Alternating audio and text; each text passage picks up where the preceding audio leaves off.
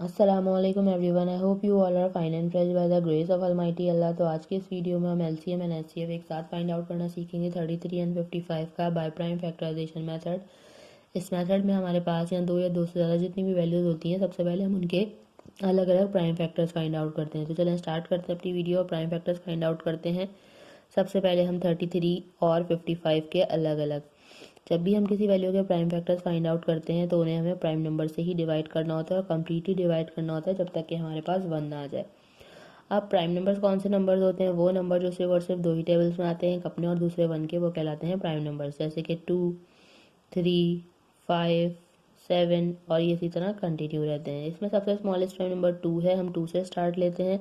और 2 का divisibility rule है कि अगर किसी वैल्यू के लास्ट में इवन नंबर या फिर 0 हो तो वैल्यू 2 से डिवाइड हो सकती है, लेकिन यहाँ दोनों ही वैल्यूज़ में से कोई सी भी वैल्यू 2 से डिवाइड नहीं हो सकती। 2 के बाद जो नेक्स्ट प्राइम नंबर है वो है 3। तो हम देखेंगे 3 से कितनी वैल्यूज़ डिवाइड हो सकती हैं। 3 से ये 33 बिल्कुल डिवाइड हो सकता है, क्योंकि 3 के टेबल में 3 आता है 1 पे और 3 के टेबल में 3 आता है यहाँ पे भी 1 पे। ही बन चुका है 11। 11 खुद एक प्राइम नंबर है, क्योंकि 7 के बाद जो नेक्स्ट प्राइम नंबर है वो 11 ही होता है, इसलिए 11 को यहाँ हम 11 से ही डिवाइड करना है, क्योंकि 11 के टेबल में 11 आता है 1 पे।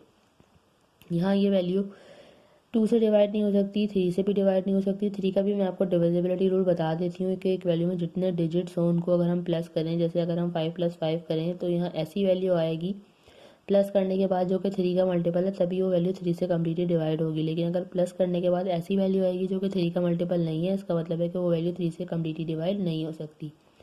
3 के बाद जो नेक्स्ट प्राइम नंबर है वो है 5, और 5 का डिविजिबिलिटी रूल है कि अगर किसी वैल्यू के लास्ट में 5 या फिर 0 तो वैल्यू 5 से कम्प्लीटली डिवाइड हो सकती है। यहाँ हमें लास्ट में 5 नज़र आ रहा है, इसलिए इस वैल्यू को हम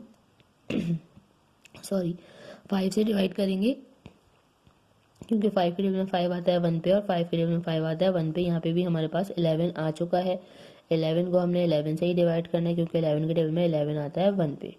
अब यहाँ हमारे पास दोनों के प्राइम फैक्टर्स आ चुके हैं। अब इन प्राइम फैक्टर्स की हेल्प से हम इसका एलसीएम और एचसीएफ फाइंड आउट करेंगे। सबसे पहले हम प्राइम फैक्टर्स लिखेंगे 33 के, जो कि हमारे पास आए थे 3 × 11।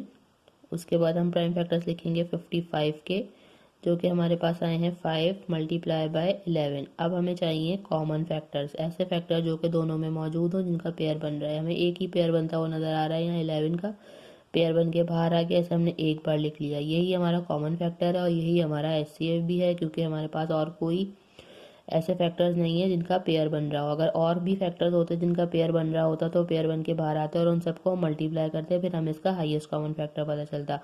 लेकिन यहाँ पे एक ही हाईएस्ट कॉमन फैक्टर है, इसलिए यही हमारा हाई एचसीएफ भी है। अब फाइंड आउट करेंगे हम इसमें एलसीएम। एलसीएम किस तरह फाइंड आउट करेंगे? एलसीएम के लिए सबसे पहले तो हम लिखेंगे हाईएस्ट कॉमन फैक्टर, जो कि हमारे पास आया 11, और उसके बाद हम लिख देंगे रिमेनिंग फैक्टर्स जिनका कोई पेयर नहीं बना, वो है एक 3 और एक है 5। अब इनको हम कर देंगे मल्टीप्लाई। 11 × 3 = 33, और 33 को मल्टीप्लाई करना है यहाँ हमें 5 से, वो हम रफक में कर लेते हैं। जब हम 33 को 5 से मल्टीप्लाई करेंगे तो क्या आंसर आता है? 5 × 3 = 15 का 5 1 कैरी, 5 × 3 = 15 + 1 16 मीन्स 165। मीन्स हमारे पास यहाँ लीस्ट कॉमन मल्टीपल भी आ चुका है 33 एंड 55 का, जो कि है 165। देखा आपने कितनी जल्दी से बाय प्राइम फैक्टराइजेशन मेथड को फॉलो करते हुए हमने एलसीएम और एचसीएफ दोनों फाइंड आउट करना सीख लिया है। इसी मेथड को फॉलो करते हुए आप यहाँ किसी भी वैल्यू का एलसीएम या एचसीएफ फाइंड आउट कर सकते हैं। आई होप कि वीडियो आपको अच्छे से समझ आई है। अगर ये वीडियो आपको पसंद आई है तो इसे लाइक और शेयर ज़रूर करें और मेरे चैनल को भी सब्सक्राइब करें। इंशाल्लाह बहुत जल्द मिलती हूँ आप सभी नेक्स्ट वीडियो में। अपना बहुत ख्याल रखिएगा। अल्लाह हाफिज़।